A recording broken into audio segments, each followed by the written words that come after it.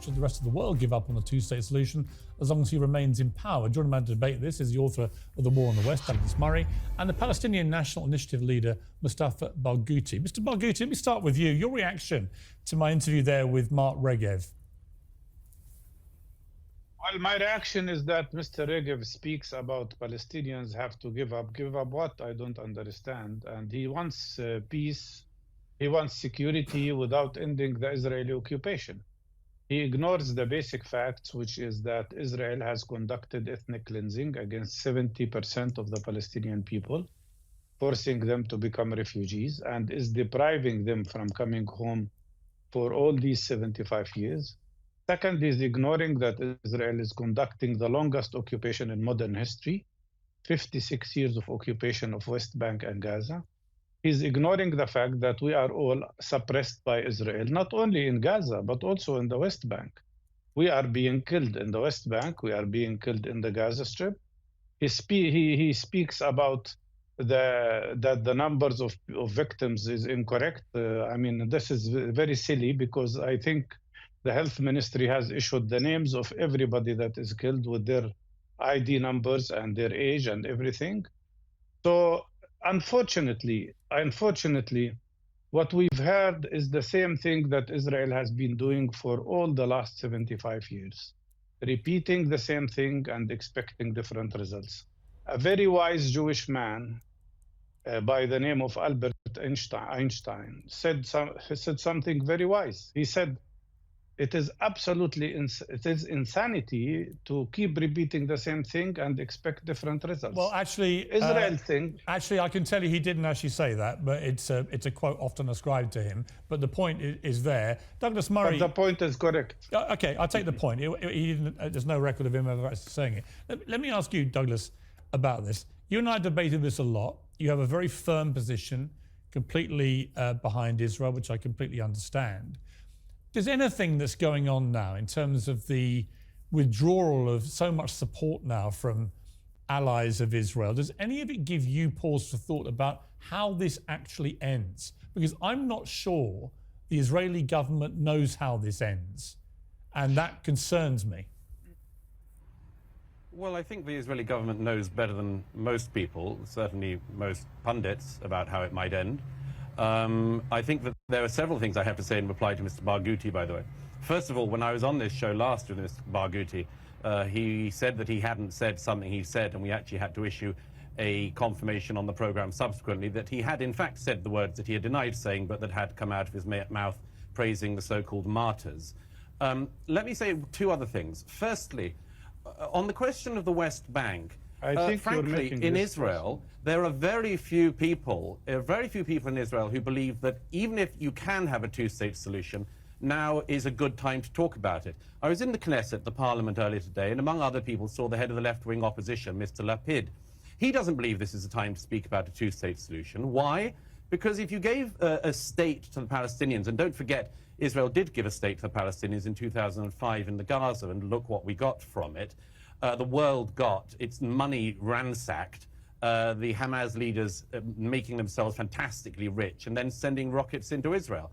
So the first thing is, even the most left-wing figures in Israeli politics don't think this is a good time to talk about the two-state solution because, among other things, it would suggest that there was a reward for the terrorists of October the 7th, and the reward for the actions of that day was to double down on giving the Palestinians yet another state. The second thing that has to be said about that, if I may, is that on the subject of the West Bank, if you go to the West Bank, as I was again the other night, and if you stand in the hills overlooking Israel, you will see from those hills the lights of Tel Aviv, the city I'm standing in at the moment. You'll see the lights of Haifa, and you'll see the lights of Ben Gurion Airport.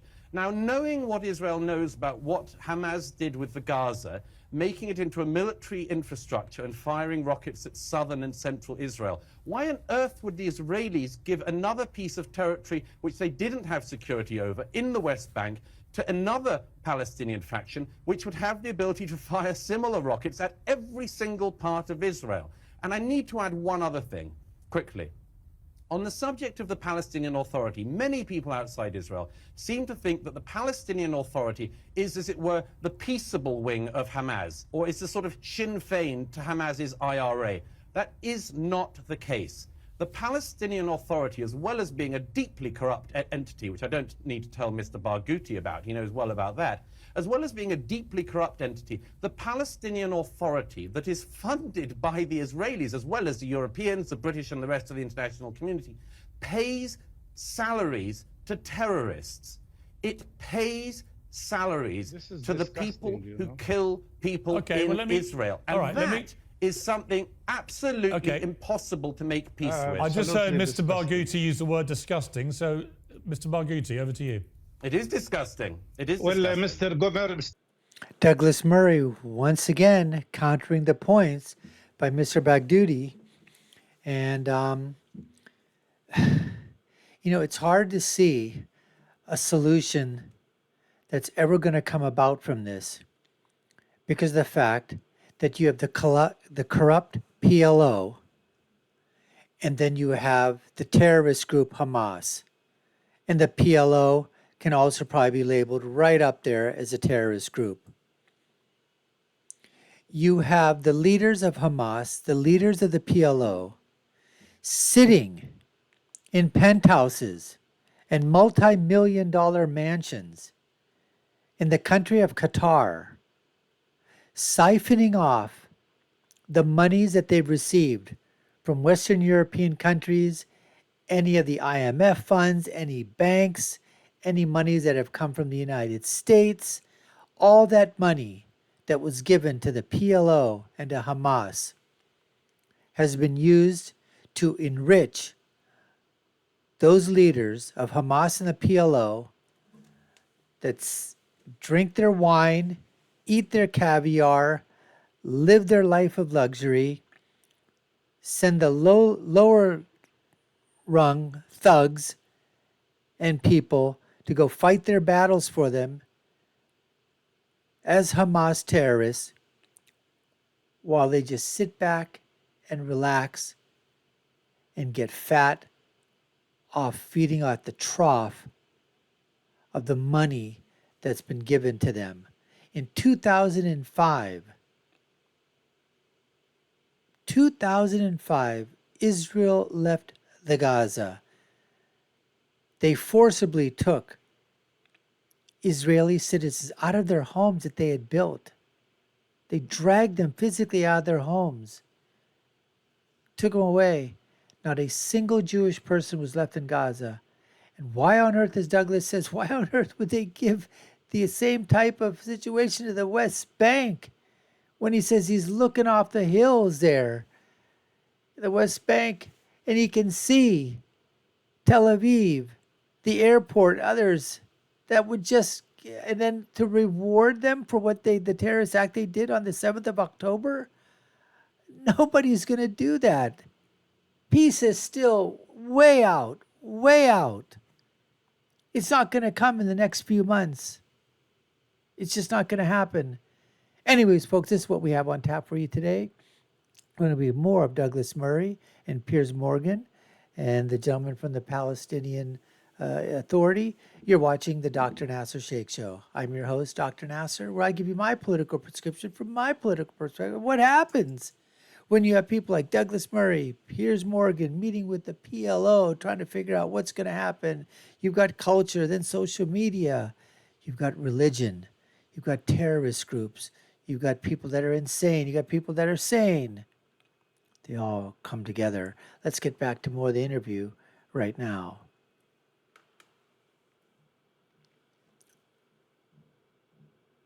You have to be fair. You can't bring Mark Regev and give him like 10 or 15 minutes and then bring another pro-Israeli and make him share the time with me. You have to be fair in giving me enough time, because what we've just heard is absolutely rubbish. Absolutely rubbish. Just repeating Israeli propaganda, just repeating faults, and I don't agree with him that he has verified what I said. I don't agree with him totally. And he is repeating the same aggressive and fascist speech. They don't. And could the same be said for you? That you're just repeating the same talking points from the Palestinian Authority, from Hamas? 1 2 states. What do they want to do with the 7 million people? Palestinians, 7 million Palestinians live on the land of historic Palestine, equal to the number of Jewish people. What is the solution? They don't want two-state solution? Fine, let's have one democratic state with equal rights for everybody. But no, Netanyahu and his fascist government, he has fascists in his government. He has Smotrich and Ben-Gvir, who call themselves fascist.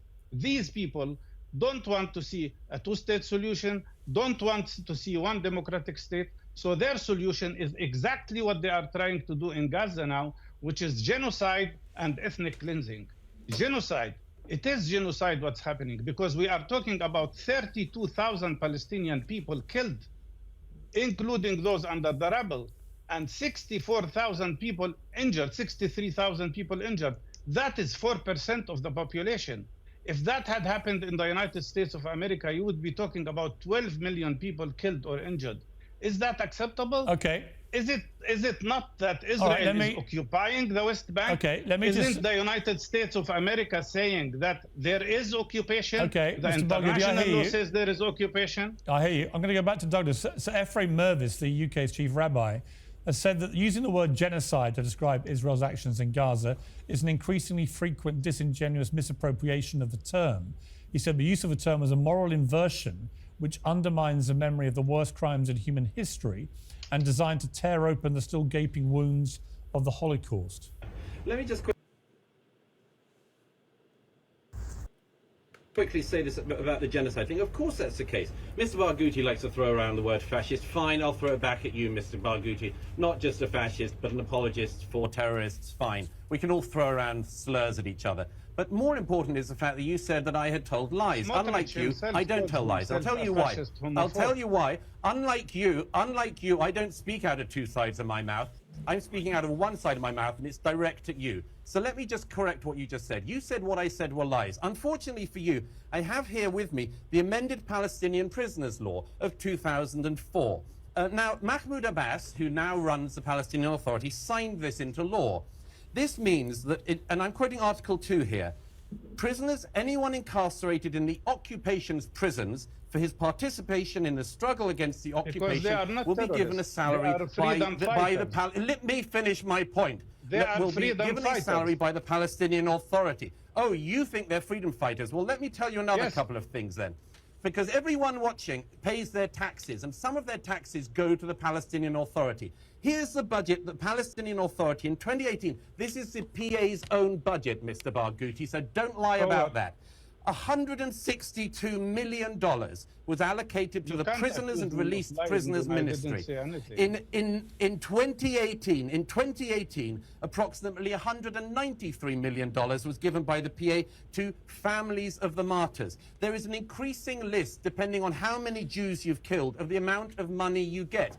Is the Palestinian Authority doing that or not, Mr. Barghouti? Because I have their budget in my hand. Okay, Mr. Barghouti, out of Wow. Douglas Murray bringing the receipts. He's got the Palestinian Authority budget would basically say they pay to slay, they pay to slay. Right? He's bringing the receipts. Let's hear the response by Mr. Barghouti.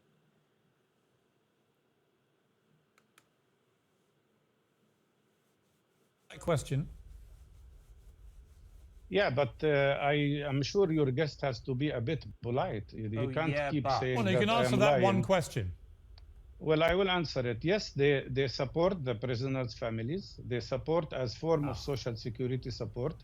They support nobody, even if you consider, even if you consider somebody is doing something wrong, you cannot punish his children and his wife in an act of collective punishment. This is salaries to the people who do the terror, as you well know, Mr. Barghouti. And then you said something wrong also. Palestinian Authority really does not, I don't defend the Palestinian Authority, but I'm telling you, 90% of the Palestinian Authority budget comes from taxpayers, from Palestinian people. And only 10% comes from the Israeli government. No. And Israel is committing piracy, stealing our taxpayers' money, preventing health people from getting their salaries, preventing the Palestinian Authority from... You shut up, please. Let me answer. Can you shut up? Don't interrupt me, please. Well, you Or don't I will be answer, though, do interrupting you? you You each don't time you answer. speak. You shut up. You are not the one who is asking me the questions. You're not the anchor, so shut up, please. And let me answer. I am saying Wow, wow, wow. Look at this. Unbelievable. Oh my goodness. He told Douglas Murray to actually shut up. Okay, that guy has some balls on him there, some cojones. And, stick it up for himself, basically. Okay, okay, okay. All right. Amazing, amazing. Let's get back to it. what It you would be are good. Why don't you trying to do answer? here is to mislead the discussion. I am the main discussion here is there Israeli occupation of Palestinian land or not? If people are occupied, what does international law says? International law says that people who are under occupation have the right to struggle against their occupiers using all It forms. doesn't. No, It no, no. doesn't. That's what the UN says. You can't deviate the discussion. And the main fact here is that the problem we have is that Israel is occupying Palestinian land, and Israel is oppressing Palestinian people. Since 1967, Israel conducted 1 million arrests against the 7 million people who are living there. How could this be acceptable? Okay, What we see here let is me- the let worst Doug- and okay. I most have to- difficult I have to Mr. answer Barghouti, that occupation very in modern quickly. just to be history. clear, answer that. just to be clear, Unless you tell I am me the that anchor. occupation is okay. I am the anchor, and I'm now going to Douglas respond to that. Douglas. Two things. Is First of all, occupation Mr. okay? Barghouti Answer me. talks about the Is Israelis Israel not Mr. wanting Barghouti, a let two-state Mr. Murray solution. speak, please. Mr. No, Barghouti answer doesn't me. want a Mr. Answer two-state Barghouti, me solution. one question. He Mr. and- Are Barghouti, they let Douglas occupying Murray us or not? respond. Don't talk over him. Yeah, okay, fine, please. Mr. Barghouti doesn't want a two-state solution because he doesn't want a Jewish state. He wants the river That's to the not sea true. to be a Palestinian state, ruled by him and his corrupt friends. But secondly, he cannot answer the question I've put to him repeatedly. I This think is the the main PA corrupt- budget. It rewards terrorism. And let me just finish, Mr. Barghouti, since I allowed you that right in the end. This budget not only extends to rewarding the people who carry out acts of terrorism against Jews and the families of people who do, thus incentivizing terror, and that's the Palestinian Authority. You The are Palestinian deviating the Authority has discussion. also now the Palestinian Authority has also now committed to pay salaries to the fighters and the terrorists of Hamas from October the 7th and their families. So tell me, please, Piers, or Mr. Barghouti, where is the good negotiating partner on the Palestinian side here exactly? Well, I tell you what I'm going to do. I'm going to wrap this by saying this. I don't think there is a good negotiating party on either side. I don't think you can possibly have peace with Hamas still in place. I don't think we're going to achieve peace with Benjamin Netanyahu in charge of Israel and his hardline cannot right-wing achieve cabinet. peace So with if you want my occupation. honest view, I think we need a completely clean broom of leadership. And that's the only way this is ever going to get resolved. But I appreciate you both. Well, Piers Morgan is saying back there is saying that he doesn't think anything's going to happen with these two present governments. I have to agree with him, but here's one thing. Peace was never established with other governments. I don't know, what is the constant, the one constant in the Mideast? You have had various governments that have come up through on the Israeli side, but you have had one constant for at least 2, maybe 2.5 decades of Hamas controlling Gaza. And the Palestinian Authority is literally in the background because Hamas has come to the forefront. And so you may have another government come, you may have the Netanyahu government gone, and another government comes in place, but you're still going to have to deal with the terrorist group Hamas, as well as the PLO. And when 7 or 8 times you've already given up the land, you've given up and said that go ahead and we'll allow you to make the two-state solution. We'll give you a chance to have your own country, your own state. They've said no. They don't want it. So now what are you left with? With Hamas, it's either or. We want all the land, get rid of all the Jewish people who leave, and secede all territories back, and That'll just be fine. Even if that were to be done, you think the problem's going to end there all of a sudden? No. They're going to find something else to attack. Then they say, hey, we got this. We converted Israel into Palestine. We got the land back. It's all Palestinians now. You think that it's going to end right there? Of course it's not. Of course it's not. And that's never going to happen. Just like everybody goes back and says, oh, this goes back to 50 years, 70 years, 100 years, decades, thousands of years. Look, folks, Israel's there to stay. Whether you like it or not, they're there to stay. The West Bank, it's there to stay. Gaza is there to stay. In 2005, when every single Jewish person was forced back and taken out of their homes, so Gaza was left to be 100% Palestinian. 18, 20 years ago.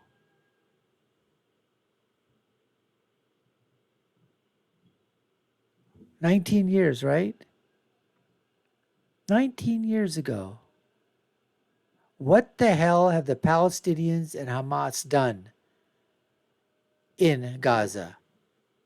They opened up any brand new hospital, brand new university, brand new libraries, brand new schools, brand new roads, brand new infrastructure, brand new homes, brand new housing. The billions and billions of dollars that were given to them.